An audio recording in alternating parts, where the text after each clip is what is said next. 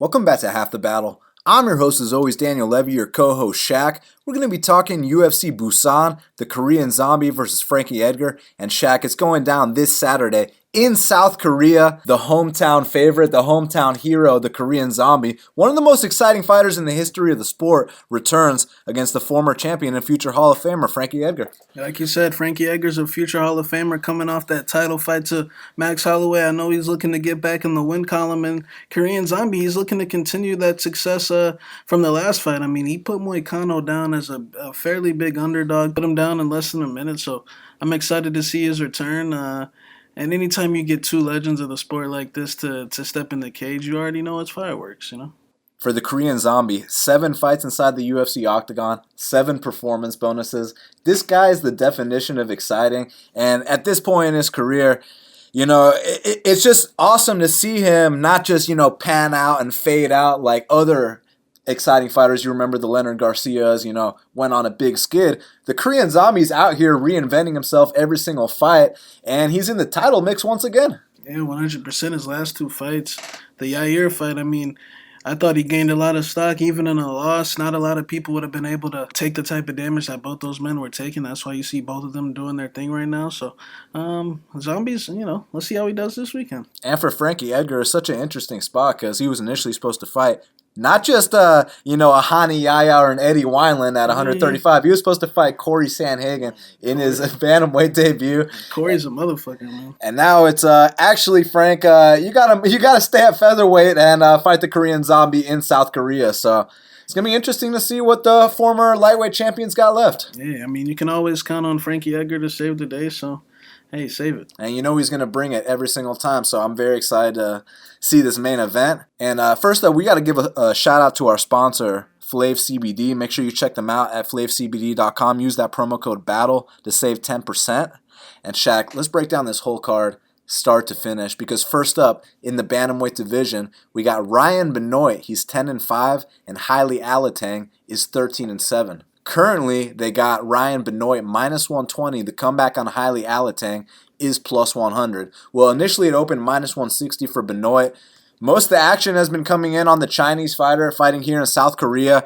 And Heili Alatang, he came out here in his UFC debut, put on a hell of a fight. These two are going to stand and bang until most likely one man falls or it goes 3 rounds. And it could be an early candidate for fight of the night. Yeah, this is a great matchup to start the card. Alatang, he came off the fight of the night against Barriault.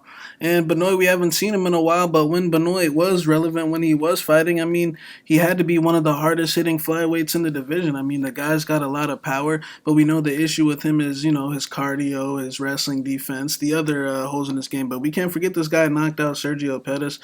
He knocked out Ashkan Mokhtarian in his last fight, but he missed weight. Benoit's really one of these guys that likes to shoot himself in the foot a lot. I mean, it always seems like, there's just something going wrong. Maybe this time off, he's had time to clear his head, come back a little bit more professionally. Alatang, I mean, look, he's a good fighter, but let's not forget this guy's been knocked out stiff on more than 2 or 3 occasions. I know that he's had a career resurgence, but his last fight against Barriault, those are what I like to refer to as bottom of the barrel 135ers, 125ers. Those are entry-level fighters. Benoit's got a lot more experience. Benoit beat Sergio. I think if Benoit comes prepared for this fight, I see he's been training in New York. I think he might come here with a clear head, and I think that if he shows up, he's better than Heili Alatang. He's got more power than Heili Alatang, and I think that he can expose Heili Alatang's chin. So I'm going to go with Ryan Benoit by 3rd round knockout. Is there any truth to Ryan Benoit taking a couple boxing matches here during his 2-year layoff? I know he took a grappling match and lost. Oh, yeah. But I think I saw him taking a couple boxing matches, so he's definitely been active to some degree in combat sports during the layoff. And here, moving up to 135 pounds, he doesn't have the huge weight cut, but he does have a massive experience advantage, especially inside the UFC's octagon compared to Heili Alatang. No, it's at 35. So it's just going to be interesting to see, if the flight affects him. The flight to South Korea is no joke. And Heili Alatang is going to give him the kind of fight he wants. They're going to meet in the middle. They're going to throw big bombs. I think the more seasoned and experienced Ryan Benoit gets it done, so I'm going to pick him here for the win. Now, next up in the strawweight division, we got Miranda Granger. She's 7-0, and Amanda Lemos is 6-1. Currently, they got Miranda Granger minus 185. The comeback on Amanda Lemos is plus 160. Well, Shaq, this initially opened minus 350 for Miranda Granger, so Vegas has a lot more confidence in Granger than the public here. Which side do you agree with? Yeah, it's an interesting fight. Lemos is coming off the USADA suspension. She tested positive, and prior to that, she had the one fight against Leslie Smith at 135s, in which that she got knocked out in, got finished. So she's dropping 2 weight classes. Wow, so it's interesting. Now Lemos is a fighter. She definitely early on in the fight, she's definitely going to be the better athlete, the one with more power, more speed early on. She's one of these hard hitting Brazilian Muay Thai fighters. She trains with the Alcantara brothers.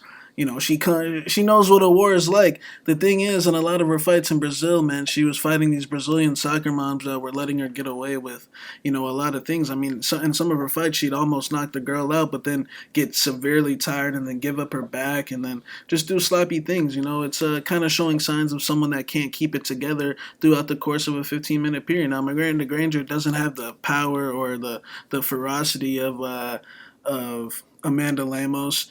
But, she is more of a complete fighter, in my opinion, especially on the ground. She's won every fight that she's been in. And, of course, first L time could come through. But I feel like people might be reading this one wrong. I feel like Lemos is one of these fighters that, yeah, she hits hard. She swings big bombs. But for how long can she do it? And the ground game, man, I feel like Miranda Granger is not the girl to play with on the mat. And, I mean, if she looked really good her last fight, I think that she's aware of this girl's power. And I think that Lemos might start good early, but the longer this fight goes, I think Lemos will get tired, and you'll see Miranda Granger, who I feel like has some decent striking herself. I mean, she wobbled Hannah Goldie a couple times in that fight, so I think Miranda Granger is going to get this win, and I think it's going to be by late submission. I think she's going to get an arm bar, a rear naked choke of some sort, and go to 2-0 in the UFC. This is an interesting fight because obviously the biggest criticism I had for Amanda Lemos was her cardio, her style. She throws everything into every single strike. So,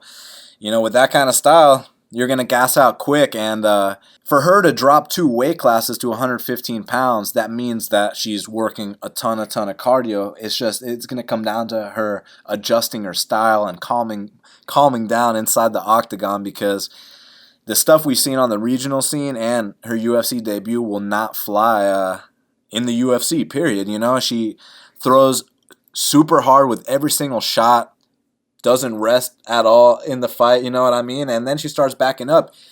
And you start to put the pressure on Amanda Lemos, and she will break. And Miranda Granger is a fighter that not only goes forward the whole time, but the whole question is, well, can she take a big shot? In that Hannah Goldie fight, I saw her eat shin to chin followed by a sidekick to the throat, and she kept walking forward, no problem. So even though Hannah Goldie probably doesn't hit as hard as Amanda Lemos, it still gives me confidence that Miranda Granger has the right idea and that she's not going to be deterred by big shots coming her way. So I think the longer this fight goes, the better for Miranda Granger, and eventually she's going to finish the fight via submission. So I will go with Miranda Granger as well. Now, next up in the bantamweight division, we got a matchup between Saeed Nurmagomedov, who's 13-1, and Raoni Barcelos, who's 14-1. Currently, they got Raoni Barcelos minus 115. The comeback on Saeed Nurmagomedov is minus 105. Well, Shaq, this one, line margins definitely tightened up, man, because it opened minus 155 for Barcelos. Public has a lot of confidence on Saeed Nurmagomedov, and honestly, I don't blame him. I mean, you saw the performance he put up against Ricardo Ramos, moving up to 135 pounds, and Raoni Barcelos been a buzzsaw at featherweight and 135 pounds. So this is one matchup that I've been looking forward to ever since it got announced, and they've actually tried to book them together on a few separate occasions. So finally going to go down here in Busan, South Korea, neutral territory, and I can't wait, man, because with Raoni Barcelos, obviously the boxing skill is very on point, and even real boxers have commented that, hey, this guy's no slouch. This guy's been in boxing gyms holding his own, and the interesting part about it is that's not even his background. This guy's actually a world championship black belt jiu-jitsu player. So talk about a very well-rounded guy and his style. A lot of people have referred to him as the new incarnation of WEC Aldo. And to an extent, I agree, man. He looks even bigger, and at 135 pounds, man, this guy is a tank. And it's the kind of situation, he's got the kind of level on the mat where he takes your back one time and the fight could be over shortly after. But when you talk about a kid like Said Nurmagomedov, this guy's a little buzzsaw. Makes his UFC debut completely sucked out at flyweight. I mean, the guy killed himself to make the weight, but still goes out there. And it's one thing to, get your ass kicked by Justin Scoggins and then come back and finish him with a sub. But it's another thing to not only beat Scoggins in the wrestling department, but also the striking. And that's exactly what Said Nurmagomedov did.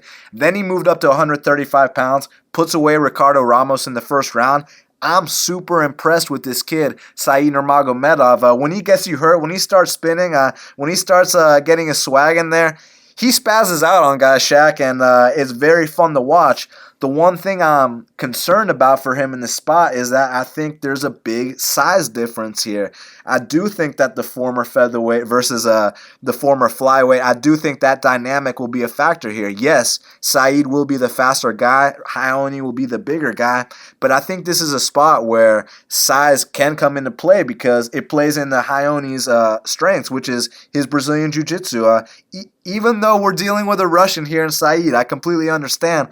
I just think that Raoni's level on the mat is too much against most of the guys in this weight class period. So we're going to find out if that's true or not. And on the stand-up exchanges will be very interesting, but I do see Raoni Barcelos not bullying Said Nurmagomedov, but, edging the fight out, takedowns at the last 30 seconds, things among that nature. So I'm going to go with Raoni Barcelos to keep his undefeated UFC record alive. Yeah, he makes some good points there. Said Nurmagomedov, I mean, that dog money that was available early, I mean, if you took it, I don't blame you. I mean, his last name is Nurmagomedov. He does win the majority of his fights. Like you said, the 125 thing was a bad move, but then he bounced back and smoked Ramos in the first round. But in this particular fight against Barcelos, he's going to have to mind his P's and Q's, because if he gets close to Barcelos, I mean, you got to think he's going to get pushed back. You got to think that Barcelos is going to be landing the harder shots. He's going to have to do his spins and be really sharp. I just don't see him keeping it together throughout the course of the 15 minutes against a guy like Barcelos, who is such a bully, who's got that type of power. I mean, you remember that fight with Halaba, those uppercuts, I mean, the trips with the takedowns. I mean, he also dominated another guy in Chris Gutierrez easily. And his last fight against Hao-Chin was another easy fight. So I think that Said Nurmagomedov, both these guys have bright futures, and I wouldn't be shocked if he won, but I just favor Raoni Barcelos, 60-40. I just think that he's the bigger guy, and I think it's going to play a big factor. I think that Said is not going to be able to stop this forward pressure, and I think that Raoni's going to land the harder shot. So, but I feel like both these guys, honestly, could be in the top 15. I mean, both these guys are legit. Yeah, it wouldn't surprise me to see it go either way, but I lean Barcelos for the reasons I mentioned, but man, both guys got very bright futures inside the UFC's octagon, and I can't wait to see what happens. Now, next up in the flyweight division, we got a banger here, Shaq, between Alexandre Pantoja, he's 21-4, and Matt Schnell is 14-4. Currently, they got Alexandre Pantoja minus 210. The comeback on Matt Schnell is plus 175. Well, Shaq, these guys were actually teammates on The Ultimate Fighter. Now they meet inside the octagon. They even train together outside The Ultimate Fighter at ATT. Both guys very familiar with each other. Obviously, Pantoja, ever since he came into the UFC, the guy's been absolutely killing it. One of the most exciting fighters in that division. And Schnell, a bit of a shaky start where people were saying it wasn't going to pan out. Now the kid's on a 4-fight win streak. Who do you think gets it done? Schnell's been on a roll lately, man. And it's funny. There's really not, I don't want to say too much different, because I feel like he's still getting hit with shots. I feel like his confidence is just through the roof right now, and he's walking through those shots, and he's believing in his skills, and the dude's super coordinated. I mean, he's fast, twitchy. He's got a lot of good athletic tools, and if you ain't up to speed with him athletically, man, he might make you look silly out there. I mean, he's got that type of capability. And Pantoja is more of a stationary brawler. Pantoja's going to keep the volume really, really low, but when he does go forward, it's going to be vicious. He might throw 5 punches at once. He might come after you.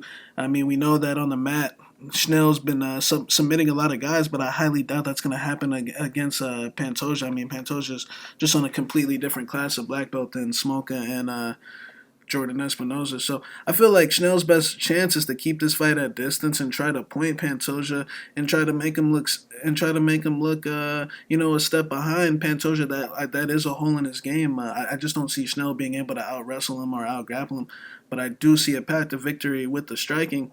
It's just now this is going to be the real test to see where Schnell's chin is at, because in the past it hasn't been in the streak, it hasn't been an issue, but in the past it was. And when you look at the guys he's been fighting, look, Marco Beltran is a nice guy. Luis Smoke is a nice guy. He just knocked out Ryan McDonald. But, when he takes that real step up in competition, what happens every time?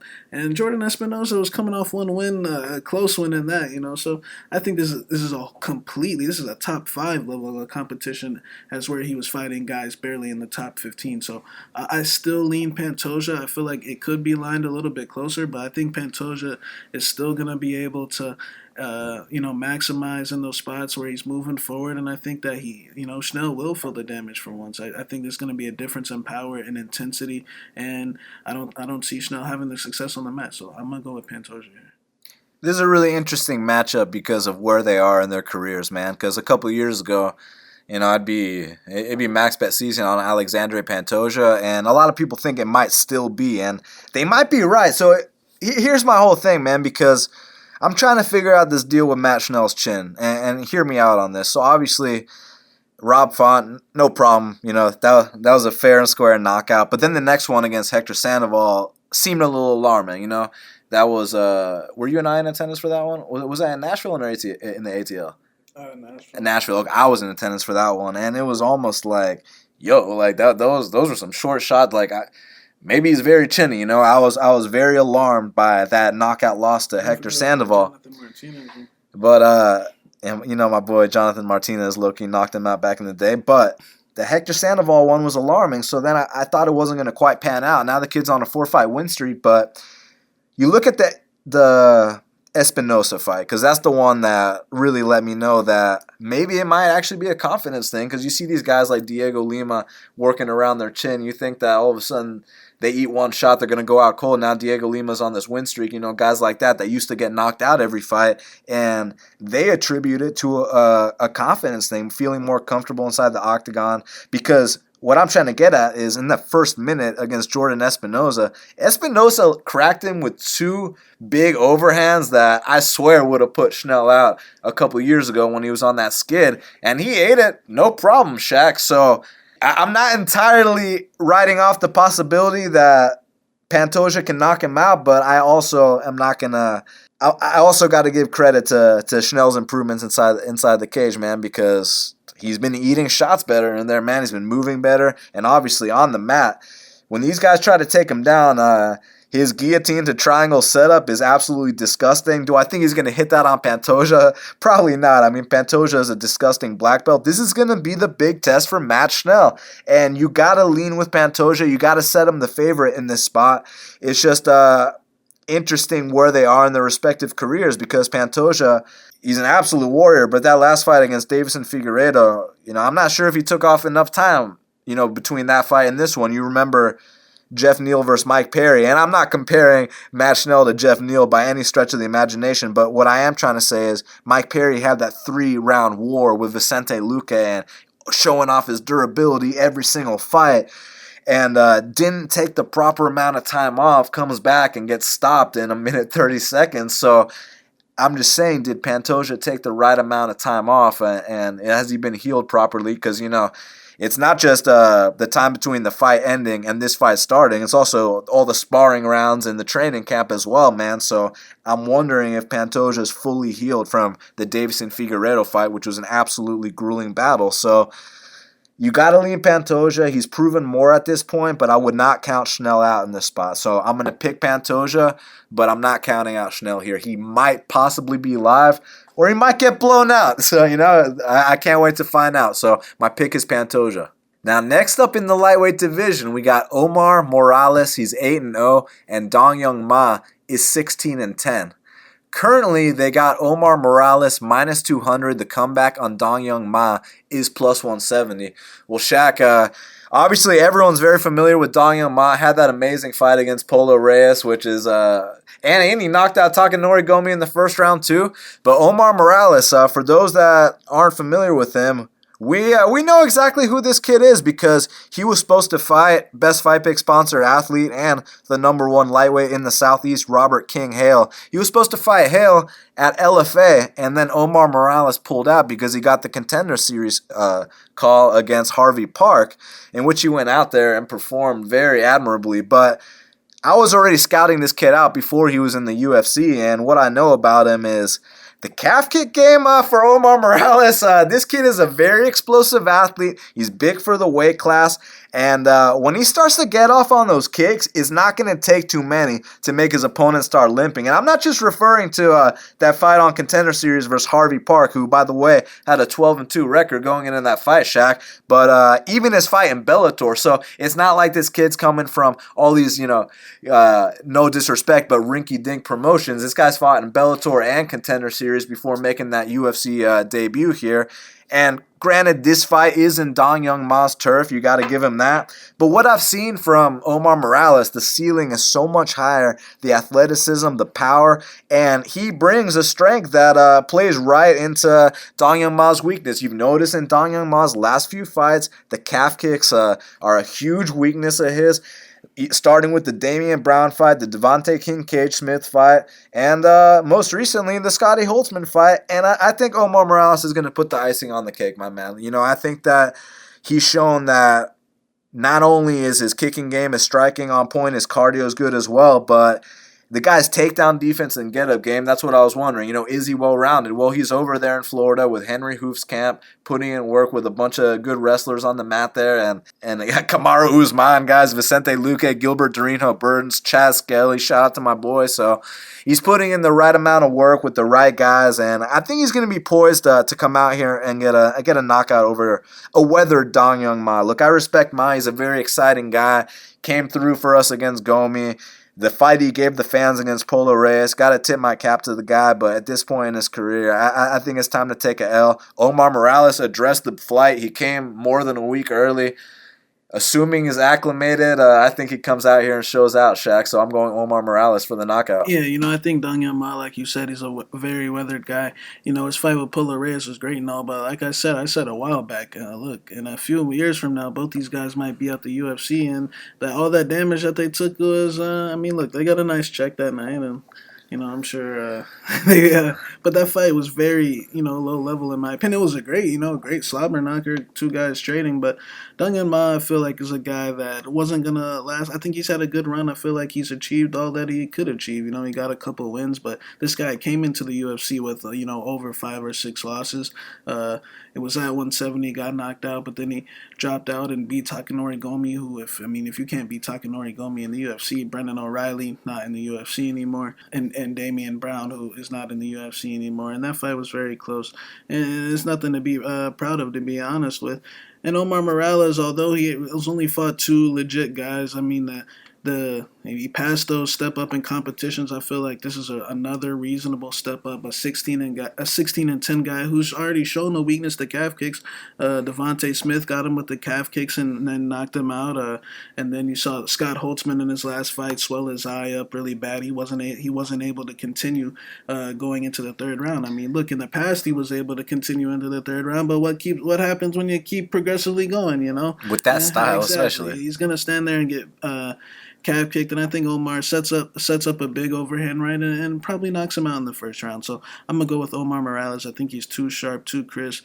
He's a little older. I think he'll handle this moment a little better than most debutant guys, and I think he gets his UFC win. Now, next up in the featherweight division, we got Seung Choi. He's 7-3, and Suman Mokhtarian is 8-1. Currently, they got Seung Choi minus 280. The comeback on Suman Mokhtarian is plus 240. Well, I'll go up. I'll straight up say that Seung Choi did not come through for me against Gavin Tucker, but it showed me that, man, even though Movsar Evloev showed the big weakness in this kid's game, I was kind of like, this guy is a Khabib. I'm not convinced Gavin Tucker's going to go out there and do that to him. And then it turns out that maybe this kid Choi has no ground game whatsoever. But man, on the feet, he's got some skill on the feet, man. He's got a nice little volume striking style. If he can fix up this weakness in his game, he might be able to win a couple fights. You think he wins this one against a guy in Suman Mokhtarian who's won fights via twister, won fights via TP choke? Against the snow cone guy? Exactly. You know what I'm saying? He's out here in Australia fighting these cans, and he really hasn't beaten anyone legit at all. Maybe a 5-2 guy. That might be the best guy he's beaten. So Seung Choi's ground game, his clinch defense is just terrible. The kid can't get out of the clinch to save his life. He's definitely long, tall featherweight. So I think on the feet, if he stays on the feet, he should be able to, land the cleaner strikes. Maybe out volume Suman, whose striking is just not very good. But Suman, there's a case to make that he's a lot tougher than Seung Choi, because Seung Choi, some of the faces that he's making when he's in these clinch positions, the kid just looks. We said Masvar, that's a little Khabib, but then we put you in there with Gavin Tucker, and you get on top of him and you give up position again. You look completely out of it. Now it's on his turf. Maybe he'll feel a little bit more comfortable. Maybe he gets to sleep in his bed this time. I guess I'll lean him, but if anyone took the shot on Suman, I wouldn't blame you. This kid Seung Choi can be punked out. I would be very careful.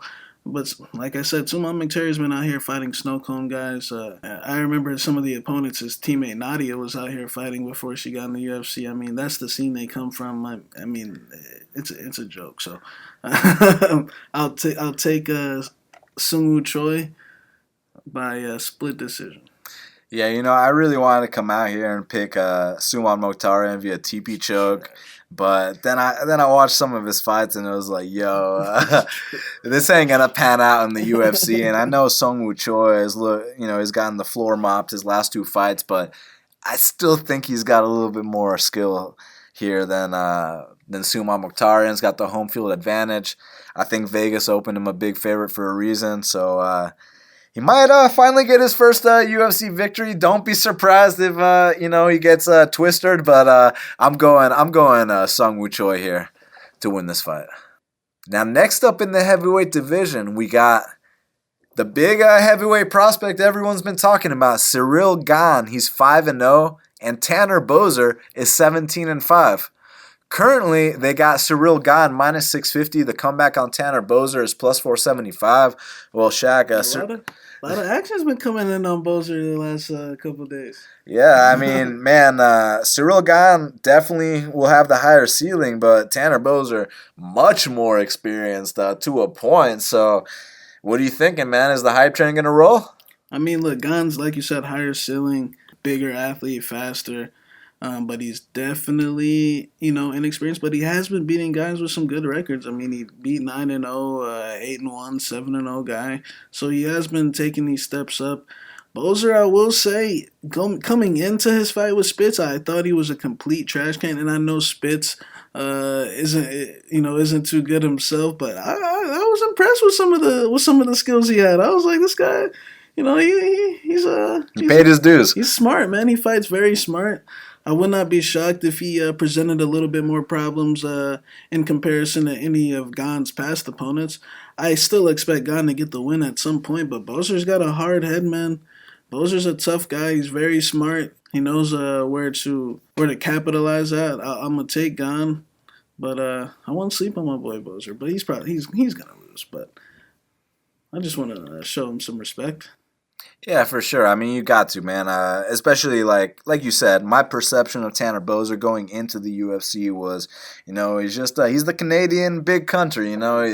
He swings the occasional overhand right. He's got the mullets, missing the tooth, the whole bit, but goes in there and man, his boxing wasn't half bad. But then again, it was Daniel Spitz. Tanner Boser was knocked out by Tim Hague in 6 seconds back in the day. So I'm just saying, it is possible for this man to be slept. But man, the experience counts for something, man. Experience counts for a lot in this game. But with Cyril Gane, to talk about a guy with a kickboxing background, he's going out here winning fights via heel hook. In my experience watching the sport, I've learned that you gotta you don't just jump the gun on these prospects, because everyone, at one point is, that next big prospect that everyone's been hyping up, and you've seen time and time again where it doesn't pan out. I mean, big old examples, the Brandon Veras, the Eric Silvas, all these things, right? Brandon Thatch, you remember, those are just examples of guys that, they had a very impressive 2 fights coming into the UFC. Jason Knight, everyone's thinking these guys are gonna be mainstays, and you saw how it panned out. So, Olivier Albon Mercier. By no means am I saying that's going to be the trajectory for Cyril Gane. Not at all, because I think this guy's very impressive. Like I said, the kickboxing background, but then he's going out here and he's winning fights via heel hook at heavyweight, fights via arm triangle. So that just shows me that this guy has an elite mindset, because he's not just going out here, sticking to his bread and butter, which is absolutely amazing. And when he gets the chance to show off his strikes, you're very impressed. But he's branching out, and he's putting as much effort as he put into his striking into all areas of MMA. And it's quite a beautiful thing to see, man. So I'm very curious to see how he deals with this step up. I'm definitely leaning his way. I mean, he's a big favorite in this spot. I think he is going to come out here and get a finish. And I just can't wait to actually see what the ceiling truly is on a guy like Cyril Gane. So, their first L time is always around the corner for most undefeated fighters, except Khabib and John Jones. Their time might be coming too. You never know. But in this specific spot, I'm going to go with Cyril Gane, continue the undefeated win streak, and go 6-0. Now, next up in the bantamweight division, we got Kyung Ho, Mr. Perfect Kang. He's 16-8, and Pingyuan Liu is 15-5. Currently, they got Kyung Ho Kang minus 250. The comeback on Pingyuan Liu is plus 210. Well, Shaq, obviously Kyung Ho Kang is the much more experienced fighter in this spot, but he's also the more aging fighter in this spot. So, do you think this is a good time for Pingyuan Liu to come here and catch the fading Kyung Ho Kang? And I say fading with all due respect, or is it too much too soon no matter what? Yeah, I think it's more of the latter. I think it's a little bit too much too soon. Pingyuan Liu's a very promising young fighter, training partners with Seung Yadong, and I got a lot of respect for him. But when you look at his UFC career, he's still making a lot of mistakes in each fight. The Damian Stasiak fight, I actually bet on him in that fight as an underdog in his UFC debut. And, it was a good showing, but we know that Damian Stasiak is a fighter that can be overpowered very easily. His technique is trash, and Pingyuan Liu was just a beneficiary of that. Then he goes into his fight with Martin Day, who's a really good counter striker, got good spin techniques, and it was a close fight. I mean, Pingyuan showed his heart in that fight. It could have went either way, but I like how he won that third round, dropping Martin Day, and he showed his spirit in that fight. But Pingyuan in each of his fights kind of has a tendency to back up a little bit. He kind of feint a little bit too much, not really do. You saw it in the Martinez fight. Martinez was able to get him biting on some of those feints and eventually got the knockout. And Kyung Ho Kang, I will say, although he's getting a lot older, he's got a lot of experience. I mean, this guy went to split decision with Ricardo Ramos, but he is getting a little older. And his weight cuts are definitely a lot. I mean, the guy's a very, very big bantamweight, but I still think he's overall better than Pingyuan Liu. And I think that if he can get Pingyuan Liu moving backwards, the guy's jab is very on point. It's very sharp. But he has been making mistakes himself. I mean, his fight with Brandon Davis, I felt like he won that fight clearly, but he did have a little issue with the calf kicks. But I think Pingyuan Liu just backs up a little bit too much to beat a guy like Kyung Ho Kang, and I got Kyung Ho Kang for a win in his home city. Yeah, look, Kyung Ho Kang, obviously the much more experienced fighter, and interestingly enough, if you look at the numbers, he's got Pingyuan Liu beat in every single area. And there's not even one advantage to Pingyuan Liu in terms of the numbers. But obviously, fights are not contested on paper, as you all know. And with Pingyuan Liu, look, I got to give the guy a lot of credit. He came through for us against Damian Stasiak. I know you remember those plus 100 odds. So, I got to tip my cap to the guy. I don't think that he's, as bad or as boring as other people may make him seem. I actually like watching the guy fight a lot.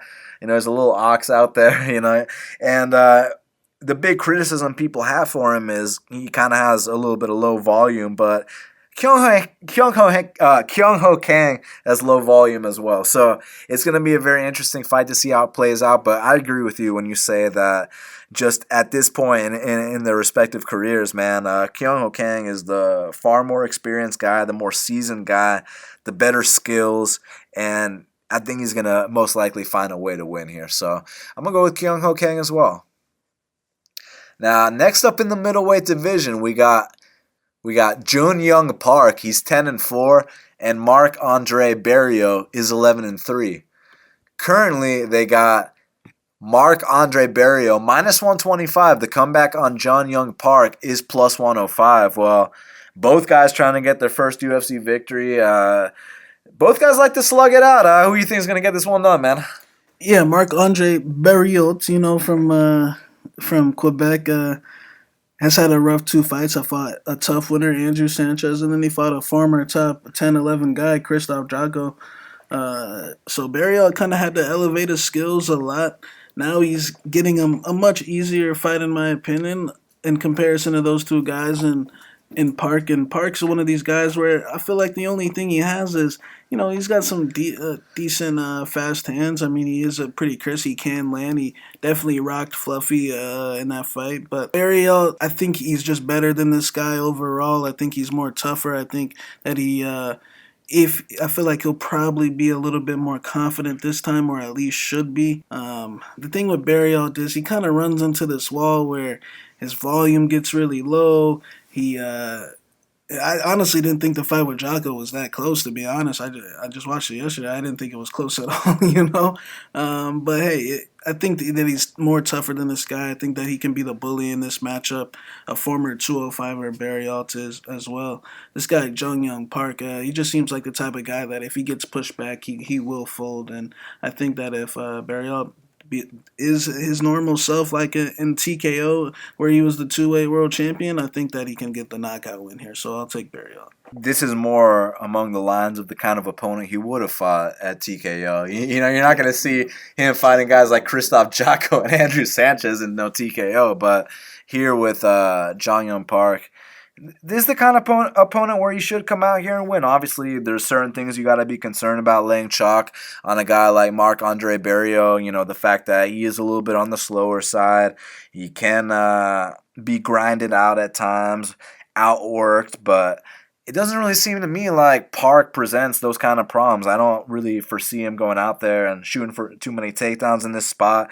Interestingly enough, a lot of people don't know he actually has a Anaconda finish win over Ray Cooper, who is fighting for the million. So, he's got that under his belt. But, at the UFC level, it really didn't seem like he's ready at this point. The takedown defense is so suspect. And while people think of Marc-Andre Barriault as this brawler, and indeed he does love to throw his hands for sure, on some of these regional fights, I've seen him go out there, pick guys up and slam them and full mount them and pound them out unconscious, like he did at Alex Morgan, I believe the guy's name was. Or no, was it Adam Hunter or Alex? Adam Hunter, excuse me. So, yeah, he definitely took care of biz there. It's just at the higher level, and you're talking about guys in the top 20 like Krzysztof Jotko, you go for those slams, and guys like that, if you're not on your game, they will reverse you, end in full mount, as you saw at the end of that round, right? But here with a guy like Jun Park, it was very alarming how easily he was taken down in his last fight, and I see that path to victory for Barriault, but I also think on the feet that he should have some success there. I mean, when this guy cracks, people tend to feel it, man, and you got to give Park credit for the fact that he is willing to throw some bombs. You give him a stand-up fight, and he will stand and bang. So you gotta definitely tip your cap to him. But I gotta go with Marc-Andre Barriault to get his first UFC win here on enemy territory. Now, next up in the light heavyweight division, we got Da-Un Jung. He's 12-2, and Mike Rodriguez is 10-4. Currently, they got Mike Rodriguez minus 220. The comeback on Da-Un Jung is plus 100. Well, Shaka, I know for a fact that Mike Rodriguez let a lot of people down with those near minus 500 odds in his last fight against John Allan, a guy who was finished by Vinicius Mamouche Moreira. So now I gotta know. I mean, what are we supposed to make of this guy Rodriguez? Is it first round or bust? Is it all you got to do is stand up to him? Because I mean, he's got all the athletic traits, man. He's got the height. He's got the 82-inch reach. We've seen the flying knee knockouts, but it seems like anytime you extend this guy, tends to fall apart. You think Dawoon Jung's capable of doing that? Yeah, it's a very close fight. Like you said, Rodriguez, between the two, is definitely the better athlete, taller, bigger, more powerful. And in my opinion, Jung probably has more of a better understanding of the complete overall game. I mean, Rodriguez at times can look lost in there when they gets in the clinch and the grappling. I mean, some of the things he was doing against Alon was just like very disappointing. And sometimes guys like him come along, they got all the athletic tools, but it just, maybe he just doesn't have that mental click where he can pull the trigger in those fights, and maybe he just doesn't have that dog in him, man. Maybe he just is a little bit too nice, and I feel like that's probably what it is. Now, the big issue in this fight is that Jung, with Jung is, Rodriguez is a better athlete. He's going to have to play this thing very smart early on because Rodriguez is known for a lot of first-round KOs where guys can't handle the power and they just go down. But I think Jung, man, he strikes me as a very smart guy, throws a lot of jabs. I think that if he can stay away, similar to how he did against Ibrahimov, just more Rodriguez is going to be a lot more sharper in especially in the early going. But Rodriguez has just shown that he's got a cardio issue, and when he loses that cardio, there's no telling what he's gonna do. I mean, the guy might do something incredibly stupid. Some of the takedowns he's been giving up are honestly embarrassing. So I'm gonna go with actually Dawoon Jung as a dog in his hometown. I think that he's one of the more live dogs, and I think that he honestly just needs to extend Rodriguez and avoid his power early, and I think that he can honestly win a decision in Korea or possibly get a late finish. So I'm gonna go with Dawoon Jung by unanimous decision in South Korea. Yeah, this is a very interesting matchup because obviously with Mike Rodriguez, I had some high expectations for him, man. You saw that Contender Series fight, goes out there, hits the guy with a beautifully timed flying knee. The UFC debut against Devin Clark, I kind of excused him a little bit because during some of the stand-up exchanges, he seemed to have a lot of success, but maybe, the wrestling, the takedown defense was a weakness he could go out there and address. But he made a comment about how after that fight, he got this new strength and conditioning program. So I thought, okay, now he's not going to gas out as much, right? So then he goes out there. I bet him as an underdog against Adam Milstead. Starches him in the first round. So far, the trend here is that the two fights he's won were first-round knockouts. The one time he lost was when he got extended. So now let's see what happens when you put him in there with a guy who got finished by Vinicius Mamouche Moreira. And he was supposed to fight that night? John Volante.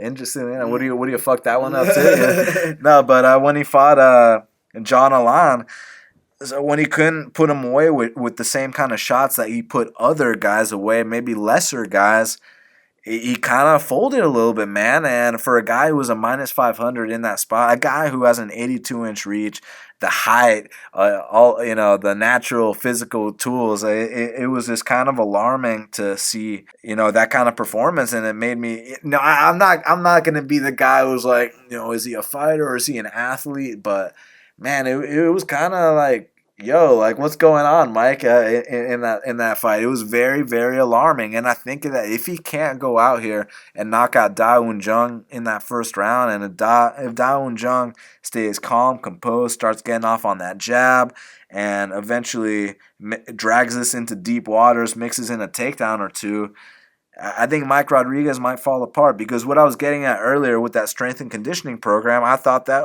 that was all the issue was. He wasn't taking that part of his game seriously. But then you see his next 3-round fight against John Alon, and he gassed out in that first round. So maybe this guy just does have a cardio issue, no matter what the program he's in. Yeah, I'm going to go with Dawoon Jung here to weather that storm, come out here and break Mike Rodriguez late.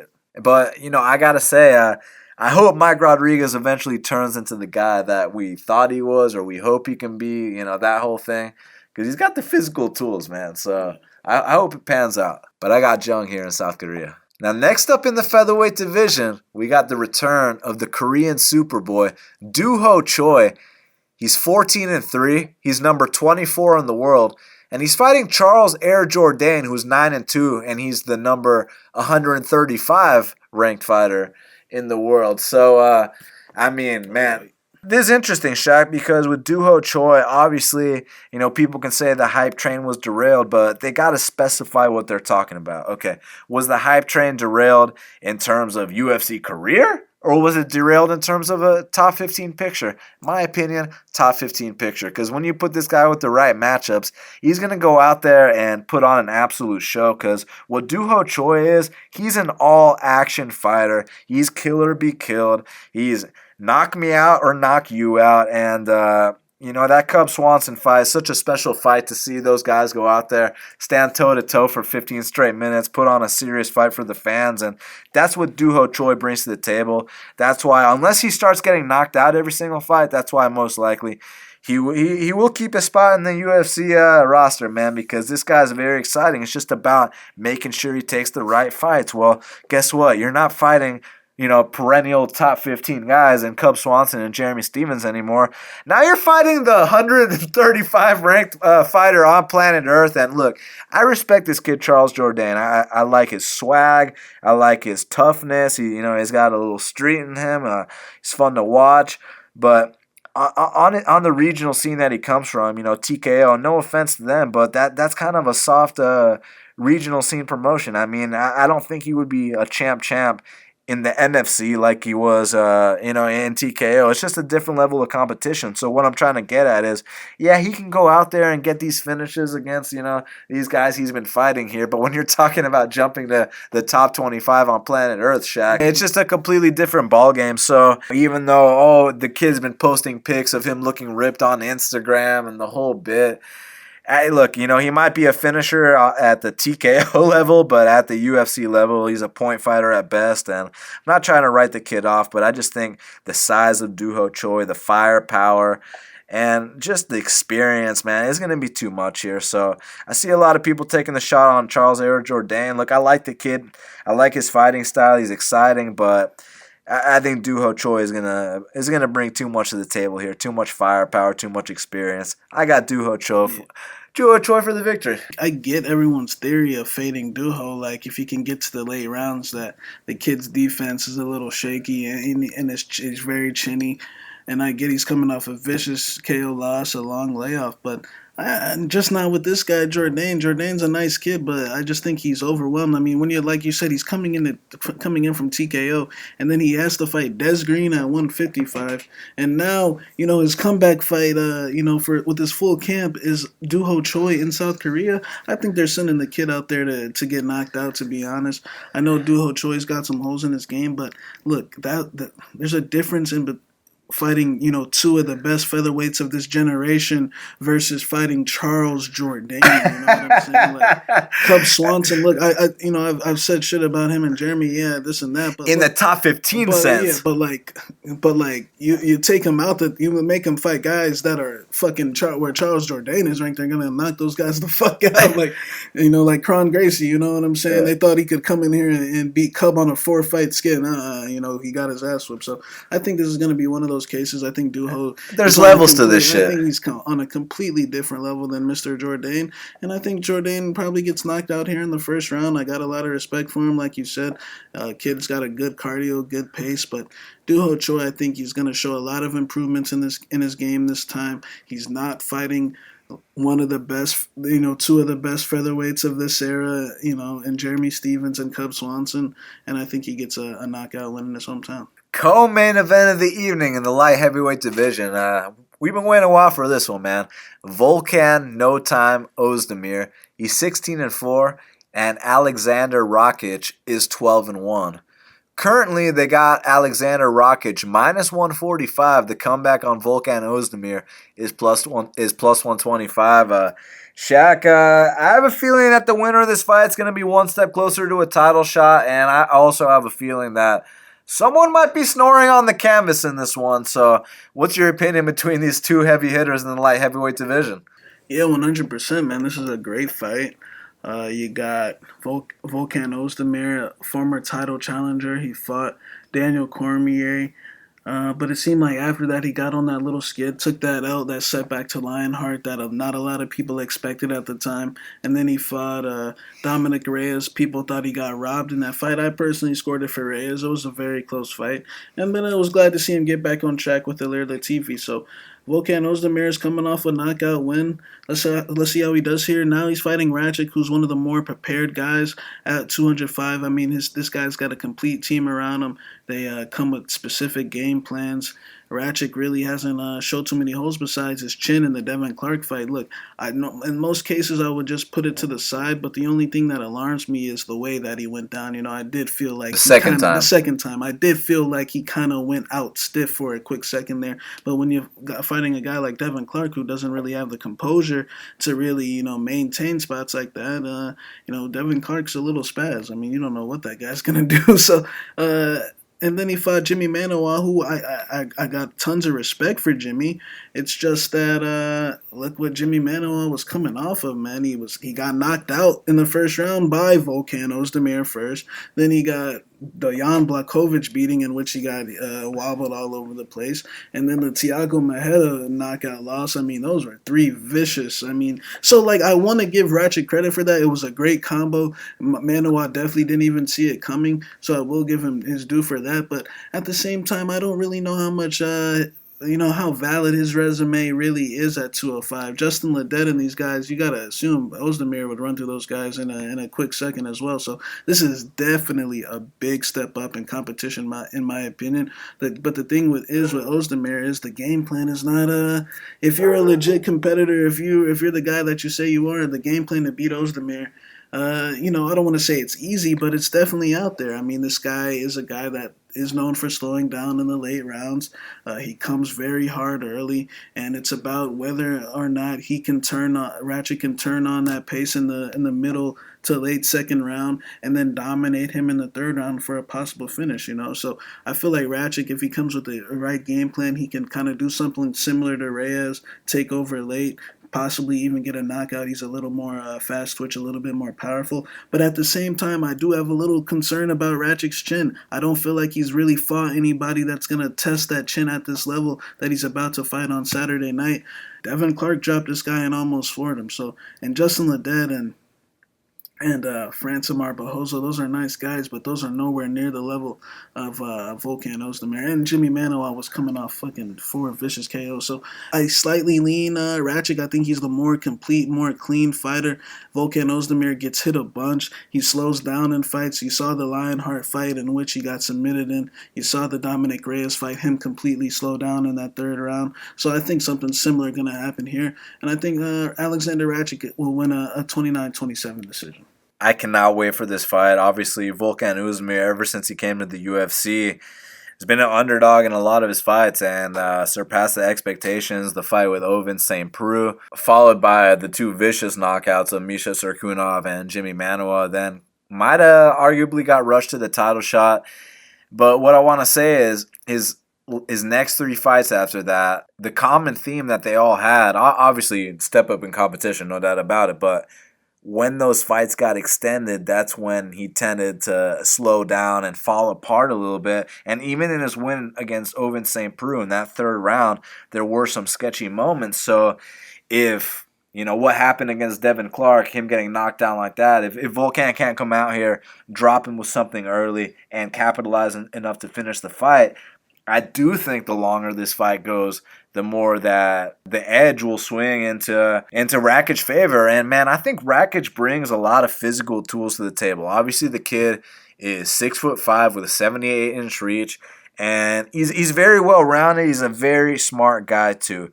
In his UFC debut, and he's improving every single fight, because in his UFC debut, when he got taken down by Francimar Barroso, you're kind of questioning if the wrestling was a bit of a weakness, but he was able to get back up from all those takedown attempts. And in his fight with Devin Clark, even though there was that one little moment where he did get caught big, he did stuff the takedowns. And one thing I want to say, there is the question about his chin, but I got to give this guy a lot of credit for his toughness, because there was a moment in that Devin Clark fight where Devin Clark got off on a good amount of illegal knees where the ref wasn't paying attention for whatever reason. And, Alexander Rakic didn't use that to go down to his knees and milk the clock and, do the whole bit and pull a Josh Koscheck like he did against Paul Daly and Anthony Rumble Johnson. He wasn't about all that. He ate those shots and got back up and ended up knocking the guy out. So I think this kid is more than just a physical specimen. I think that he's also a very tough guy. He's got that fighter's heart and that fighter's mindset. Comes from a very smart camp. They're definitely getting him ready, not just in terms of the game plan, but in terms of the physical preparation. So I think Rakic has the right people behind him. Obviously, it is a step up in competition, and first L time is always around the corner, like we always say. So, it's not going to surprise me, but I just think that I think that Rakic responds better to the shots. I think he gives out harder shots, and I'm not entirely convinced that Volkan's going to like the offense that's coming his way. So I don't know if it's going to be a knockout. I don't know if it's going to be maybe a submission, because Rakic, we have seen him go out there and take people down as well. He seems like a very well-rounded guy. But no matter where it goes, I do think that Rakic will have the edge, and I think he's going to come out here the victor. So, it's interesting, man, because with a lot of these light heavyweight prospects, when they get that step up, I've been wrong about a couple of them. Jim Crute against Misha Serkunov, and then you had Mikhail Oleksiejczuk against Ovince St. Preux. Those guys weren't able to pass those tests, but then you had these other guys like Dominic Reyes who were able to pass the OSP test, the Volkan Oezdemir test.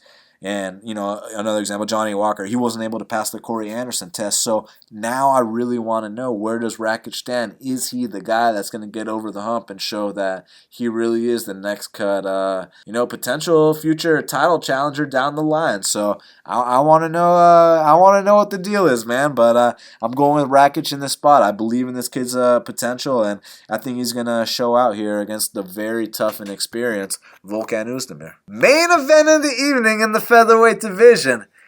We got the Korean zombie Chan Sung Jung. He's 15-5, and Frankie the Answer Edgar is 23-7.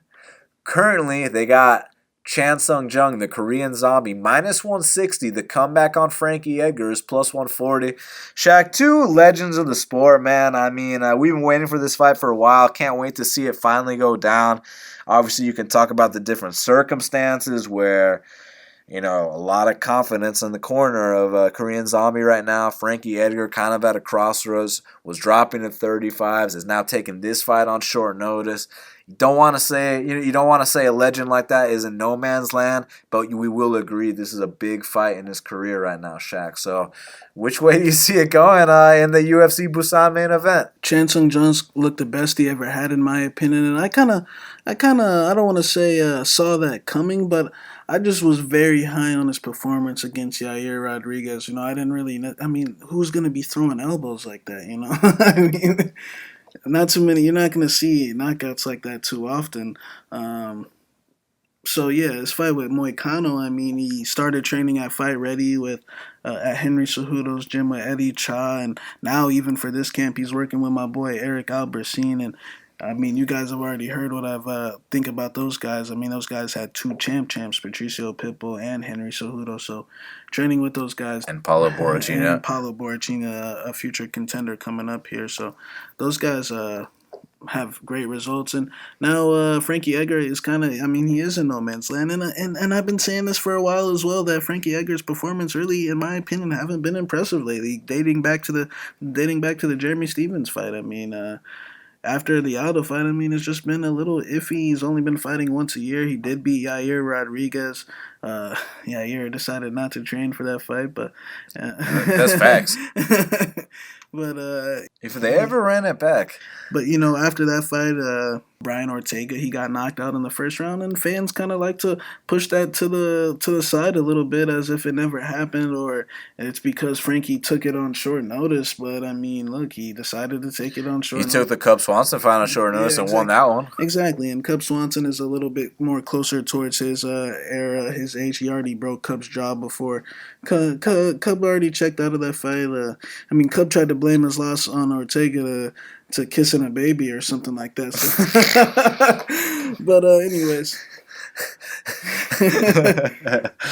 Cub was delusional at that point. But I just think this fight is tailor made for Jung to come in here and get a knockout win in front of his home crowd. I know Frankie Edgar's coming off that title fight to Max Holloway, which was more of a foregone conclusion. He showed up in the best shape he has in a while. I think it's just going to be hard to reciprocate that. I feel like mentally speaking, he's kind of just in that state where a lot of these old legends are, like Jose Aldo and by the way, Jose Aldo didn't win that fight, bro. I mean, me and you both scored it for. Listen, nice laugh. Jose Aldo won the second round. Yeah, I mean, but guys, you guys know that if someone wins the first and third, that means they won the fight.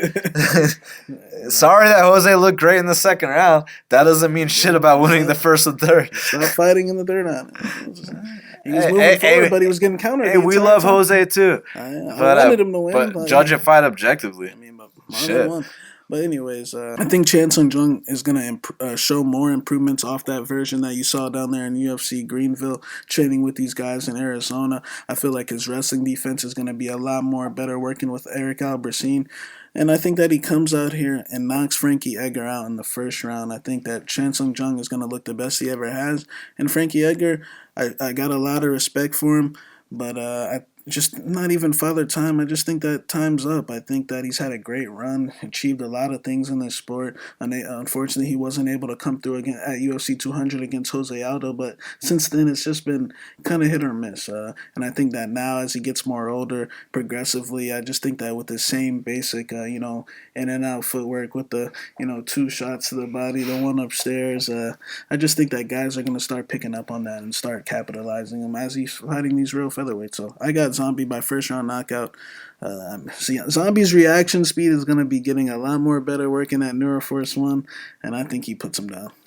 Listen, for all our newer fans that have never seen Seung Jung versus Leonard Garcia at WC 48, go watch it right now. One of the best fights of all time. Unbelievable brawl. And then after that, go put on Korean Zombie versus Dustin Poirier, another one of the best fights of all time. Got to give respect to Frankie Edgar. Watch his Gray Maynard trilogy. Gotta pay him his dues, no doubt about it. But Korean Zombie, when you talk about some of the best fights in the history of the sport, some of the most amazing moments, when he had the fastest knockout in UFC history prior to Jorge Masvidal, when he knocked out Marc Hominick, when he went out there and got the first twister in UFC history against Leonard Garcia, making history twice because he got Fight of the Year the first time that he fought Leonard Garcia. So Seung Jung has always been one of the most exciting fighters, and even though he has taken his he's taken his licks inside the octagon, he's paid his dues, but the guy is an elite fighter. I mean, we're talking about a guy who, because I know everyone's, thinks of him as this brawler. So what happens when Frankie comes out here with the takedowns? Because, Frankie's going to do the little pitter-patter, the little jersey, and, Mark Henry's going to be calling for the hard jersey, and then Frankie's going to try to level change, and the whole question is, what's going to happen? We haven't seen Zombie on his back. Well, you guys haven't seen Zombie on his back, but I saw a fight between him and someone who I consider one of the all-time greats. I don't care what anyone says, Dustin Poirier. And if you watch their fight, when Dustin was going for shots, I saw reversals, I saw sweeps, I saw Darce chokes. So I think that the Korean Zombie, if the twister wasn't any indication, his fight with Dustin Poirier. And then let's take it a step further. And when you talk about a guy like Renato Moicano, I mean, his Brazilian jiu-jitsu black belt is disgusting. His technique on the mat's insane. And granted, he was rocked when he hit the mat, but he wasn't able to get out of a position that he would have been able to get out with lesser men. But the technique that Zombie has on the mat there, he was able to flatten him out by going under the armpits, which is a very sneaky move. And you just got to give respect to the craftiness that the Korean Zombie brings to the table in all facets of the game, and just his warrior spirit. People say he pulled a stunt against Yair, and I disagree. I think he was going out there putting on a show for the fans, because that's the kind of fighter he is. He's going to entertain every single time. He's going to get another $50K bonus in this fight. And while I respect Frankie Edgar, one of my all-time favorite fighters, I simply think that at this point in time, look, he comes from a generation when he was a 5'6" champion at 155 pounds. Do you know what would happen if Frankie Edgar fought at 155 pounds in 2019-2020? It'd be over with pretty quick, and I thought it was going to be over with at 135 pounds too. I think it's over with now. Coming off the title fight loss, I respect the legend. I'm glad he's going to be paid handsomely, but I think Korean Zombie's going to come out here. He's going to be looking more explosive, more fast twitch. I think he knocks out Frankie Edgar in the first round. Well, Shaq, before we talk about the fight to watch and the fighter to watch, you want to answer these fan questions? You want to give the fans what they've been waiting for? So my boy Stanley wants to know: do you think Jourdain is live? I think so. Choi just got a good straight right. I think that against lesser guys not named Cub Swanson and Jeremy Stevens, that he's gonna have a lot more. So, maybe the line is off, but I personally think he gets the win.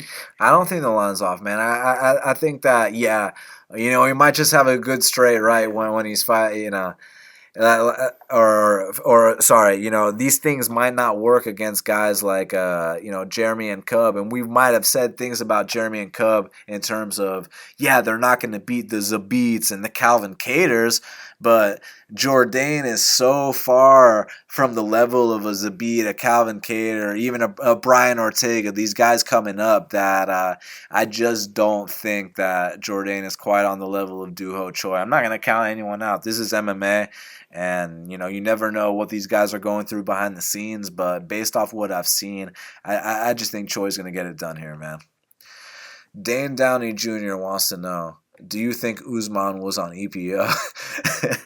I don't have any proof to back that claim up. I just know he's got great cardio, and that's all I really know. I think he's an amazing champion, and that the last two performances, to go out there and dominate Woodley, he did, and then to not only do that but follow that up by having a gritty fight where he had to get rocked and come back, and then ended up finishing the fight. Plus, you see his whole run leading up to his title shot.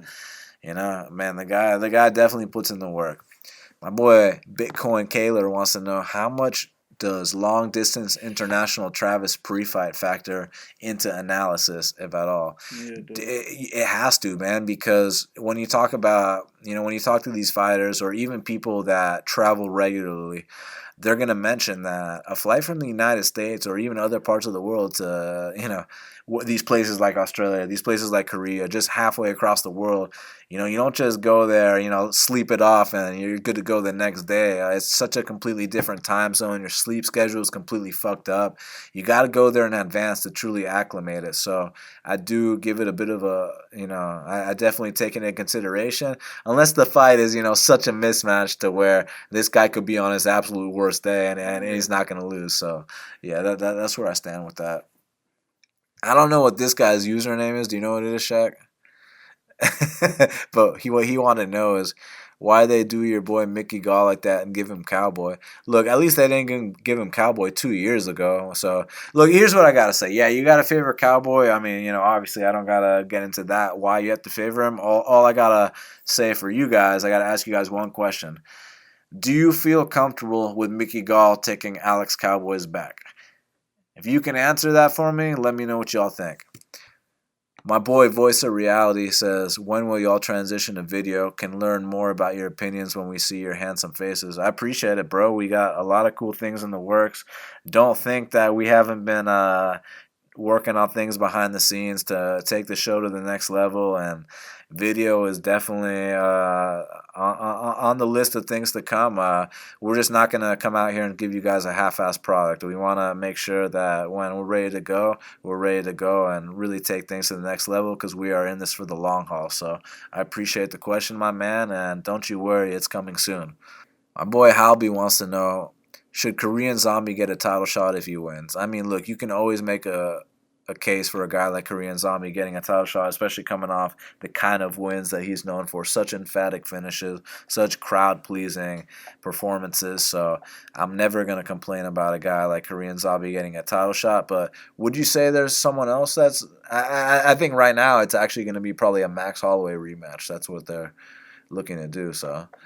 maybe down the line. I hope before it's all said and done, Korean Zombie gets a title shot, but just probably not yet. I mean, it just depends on how he wins. If it's by first round knockout, then there's a very good chance.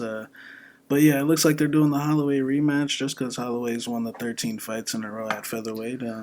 But hey, I'm done with the rematch. Hopefully we get that Volk Dog money again. Kevin Goodson wants to know who you got in a Jones or Stipe super fight at heavyweight. I got Stipe.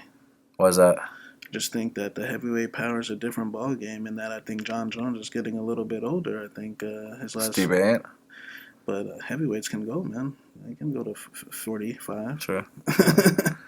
It's a good question, man. I want to see how both guys look in their next fights, but if their next fights weren't happening and they were fighting right now, it'd be interesting to see, but I do think John Jones is the more skilled fighter, so it would just come down to would the weight difference, be too much. Not that they'd be weighing, 50 pounds apart, but Stipe's had his whole career at heavyweight. He's used to, fighting guys that size. Jones isn't, but Jones is one of the best phenoms and just highest level skilled fighters in the history of the sport. So I would not count out an undefeated UFC fighter. And and when I say undefeated UFC fighter, I don't mean 5-0. I don't mean 3-0. Even 10-0. I mean, if you get rid of this bullshit Matt Hamill and his couple, suspensions when he did a little coke, the dude's 21-0 in the UFC. So I would not count out John Jones in any fight against any man.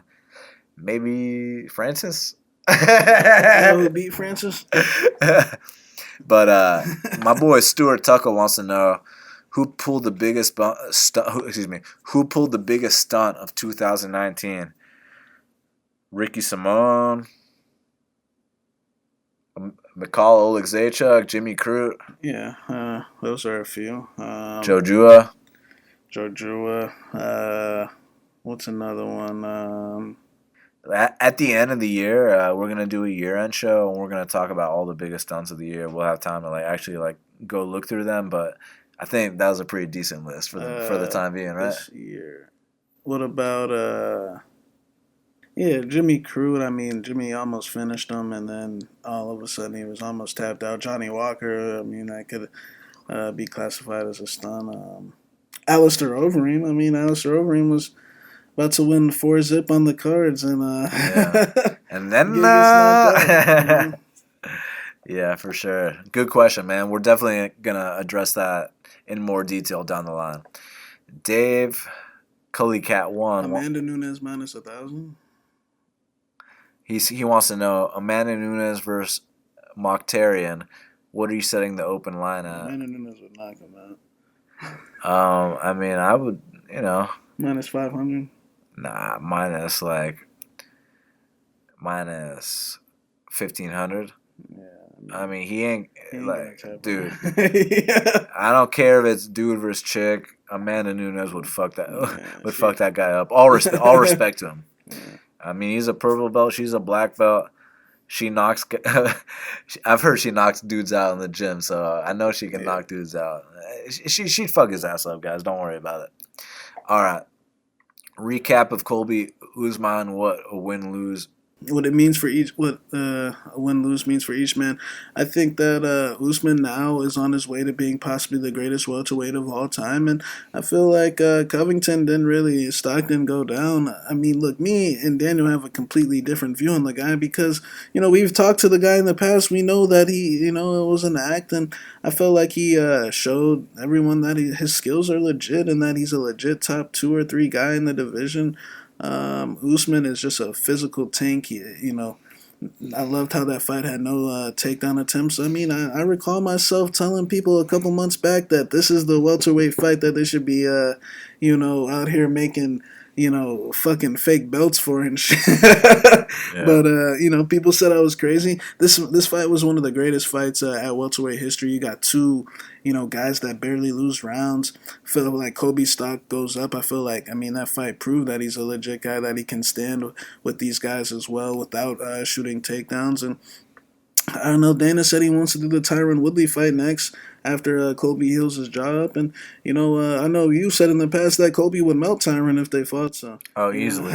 I mean, what you guys got to understand about that fight, I know you guys don't like Colby, this and that, but, fuck all the outside bullshit. Just look at the fight matchup itself. The reason that T Wood lost to Usman was just that forward pressure, because with T Wood, he's always looking for that chance to land that one big right hand, and if he can't get you with that, and if he can't lure you into hurting you a couple times, he tends to break. And I mean, it's not just the Usman fight. You guys go back to the Jake Shields and even the Rory McDonald fight. So I think that Colby's pace. I mean, as you guys saw, he's a very tough fighter. I think he would absolutely mop the floor with Tyron Woodley, and I hope to see that fight next. So appreciate you, my man. Just win, baby, my boy Drexel, for the question. And Discovery Bull ETA, thanks. Looking forward to it. Appreciate you, my man. Matt Allen says, if Frankie Edgar gets the win this weekend, will he still move down to 135 next? Hopefully, just so we can cash in on Corey Sanhagen. Chair Small says, do you think Korean Zombie's takedown defense will hold up? We haven't seen him tested by a wrestler yet. We kind of went through that in our breakdown earlier, man. When you train with Eric Albertine at Fight Ready, your wrestling will be. And plus, I've seen his takedown defense in the past versus Dustin fucking Poirier. You know what I'm saying? He wasn't a former champion at the time like he is now, but he was at least a perennial top 5 guy. And it was a main event. You know what I'm saying? So this motherfucker's been proving himself on the mat for years, so I ain't worried about that for at least extended period of times. Yeah, will Edgar get a takedown or two? Maybe. But I have faith in Korean Zombie's ground game. All right, Chuck Diamond says, thoughts on Lemos going down to 115 in her cardio. Does Granger have more than a guillotine? So, yeah, look, Lemos, obviously the cardio is a huge issue, even especially if you can pressure her and go through her big shots. Obviously, going down to 115, that means that she's had to address that part of her game, but it's just the way she fights, throwing everything in every shot, she's still going to gas out a lot. It's just about, will the power translate more 2 weight classes down now? And now if she hits these girls, will they start to go down? That's the big thing. Does Granger have more than a guillotine? Well, I mean, man, her last fight she won via unanimous decision, so I'd say so. Yeah, I mean, she showed some stand-up in that fight, rocked Hannah Goldie. How will Lemos do at 115? I mean, the power could translate. She could have enough power to win a couple of rounds. I'm interested to see. Granger open minus 350, so Chuck Diamond, we about to find out. MMA Girls Know says, how do you feel about possibly giving out title shots after back-to-back L's, especially at bantamweight, where there's way more deserving guys? I can understand middleweight since Costa's out, but I still give the shot to Cannonier. I mean, it's about making that money. Yeah, how do you feel about possibly giving out after back-to-back L's? Well, the thing, Costa being out really, messes that whole situation up. So, is he off back-to-back losses? No, back-to-back losses. Right? Yeah, so he is off back-to-back losses. But it's a big fight. It's. I feel like Yoel's last fight was so good though that he really didn't lose that much stock. It's a big fight and it looks good on the resume. And Costa beat him, so Izzy wants to prove that he can beat him as well. So that this is a solid little tune-up fight to get a big name on your resume, kind of like Holloway and Edgar.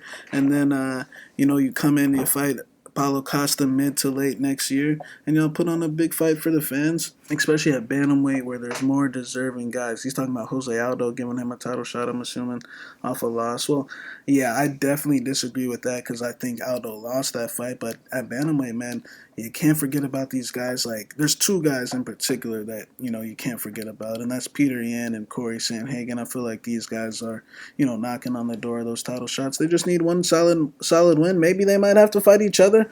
Peter says that Marlon don't want to fight him, so, we'll see. Peter says that no one wants to fight him, so. Yeah, and I think that one thing people got to understand is that even though Yoel Romero is coming off some losses, there's no debating that he's still a top caliber fighter, and that not only would Israel versus Yoel be an unbelievable fight, but a lot of people thought that, I personally didn't, but a lot of people thought that Yoel might have beat Costa. I didn't think so at all. But just the point that he's that competitive with him, and then obviously you remember the second Whitaker fight where a lot of people thought he won that fight. It's just one of those things that shows he's right at that level, and if there's no one else available, why not take someone at that level who you know is going to challenge Izzy? So, yeah, I'm cool with it, man. Hey, Cannonier, he'll get a shot soon. He needs one more win. I heard he's fighting. I heard Whitaker's trying to trying to run away. Andrew Feldman says, with such a stacked division and a lot of intriguing matchups, who is the men's UFC bantamweight champion at the end of 2020? Man, that's a good fucking question. I mean, look, obviously, you know who it comes down to. It comes down to Cejudo, Peter Yan, and Sanhagen. Yeah, so, those three guys. or maybe the dark horse Aljamain. He's come a long way, but I think the three we mentioned prior to or before him have a better chance. But yeah, those would be the guys, unless there's some other guy that we don't know about that's coming up in the wakes. But you know, between all of us guys, Cejudo, Sanhagen, and Peter. Yeah, that's what it comes down to. So the MMA Casual says, when and where do you guys actually answer these questions you ask every week, and I've never heard you answer a question on your show? Damn, man. Well, firstly, I do appreciate you listening to our show every week, man. Like, that means a lot to us. But secondly, why waste your question on that when we're answering questions right now, my man? You know what I'm saying? So it's all good, man. It's all good, my boy. MMA Casual. You just gotta. We appreciate the support. Absolutely, man. So now, Shaq, we got to talk about the fight to watch and the fighter to watch. So what is the fight to watch for UFC Busan? Alexandre Pantoja versus Schnell. I love the flyweights. The flyweights consistently perform all the time, like we saw last weekend with the assassin baby Moreno and Kai Kara France. I mean, those are some of the most athletic, fast guys in the UFC, and I think Pantoja and Schnell, I mean, I feel like it's got to end in one of these crazy, vicious, brutal ways. So I'm going to go with Pantoja versus Schnell as my fight to watch. Yeah, man. I mean, especially where they're at in their careers, their history as teammates on The Ultimate Fighter, the kind of performances they've been putting on lately. I cannot wait. But for me, for similar reasons, Heili Barcelos versus Said Nurmagomedov. I mean, you're talking about a matchup between two guys that are undefeated in the UFC right now. They've been going out there, stopping their opponents in emphatic fashion. And I think the winner of this fight is going to be poised to get in that top 15 and eventually make a run. And both guys have very bright futures. And not only that, it's going to be a serious knock while it lasts, and that's for sure. So, Heili Barcelos versus Said Nurmagomedov is my fight to watch. Well, Shaq, who is your fighter to watch for UFC South Korea, UFC on ESPN Plus 23? My fighter to watch is going to be Seung Jung. He's fighting in front of the hometown crowd. I mean, everyone in that crowd that paid their ticket to watch him fight. He's got a lot of pressure on his shoulders, and I'm interested to see how he handles the legend Frankie Edgar. If you can beat Frankie Edgar impressively, you can't deny that you're very close to a title shot. So, Seung Jung's my fighter to watch. I want to see how he performs in front of the home fans.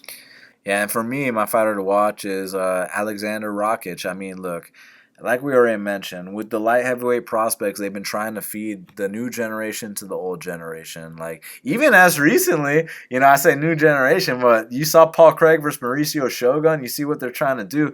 But then there's these other matchups, like we already mentioned earlier. Mikhail Oleksiejczuk versus Ovince St. Preux. Jimmy Crute versus Misha Serkunov. Johnny Walker versus Corey Anderson, and now they're trying to do the same thing with Alexander Rakic and Volkan Oezdemir. And like we mentioned with those guys that didn't pass the test, the Crutes, the Mikhail Oleksiejczuks, you got guys like Dominic Reyes who did pass the test when they fought the OSPs and the Cannoneers and the Weidmans and all this and that. So now I'm very curious to see what happens when Alexander Rakic goes in there against a former title challenger, a guy who's been in there with the likes of Daniel Cormier, a future Hall of Famer, Anthony Smith, Dominic Reyes, OSP, all these experienced guys, and Alexander Rakic, very promising prospect. Now we're going to find out if he's ready to take that next step towards the top 5, so I cannot wait for that. So for that reason, Shaq, Alexander Rakic is my fighter to watch. Well, Shaq, we did it. It's going down this Saturday. Last event of the year, man. I cannot wait to end with a win. You can get our bets at bestfightpicks.com right now, running a promotion, because as you know, not only is Korean Zombie and Frankie Edgar fighting this week, but the next event starting next year is Conor McGregor versus Cowboy Cerrone. You know that's going to be a huge card. So if if you buy our bets for UFC Korea this weekend, we got you on the McGregor card next year. So bestfightpicks.com for that. We really appreciate all your guys' support. You can follow Shaq at MMA Genius 05 on Twitter. You can follow him as well at ShaqBFP on Instagram. Buy one, get one free for our VIP packages. Our Instagram, Best Fight Picks Official. Make sure you guys follow me at Best Fight Picks. We truly want to thank you guys for all your support. It means a lot to us. Subscribe to Half the Battle on iTunes, SoundCloud, YouTube, Stitcher, Spotify, and all the places that we are available. Hit up our sponsor, Flav CBD, with that promo code BATTLE to save 10%. And go to bestfightpicks.com for our bets. We want to thank you guys so much for all your support. This has been a great year, and we look forward to an even better one next year. So until the next time, let's cash these bets.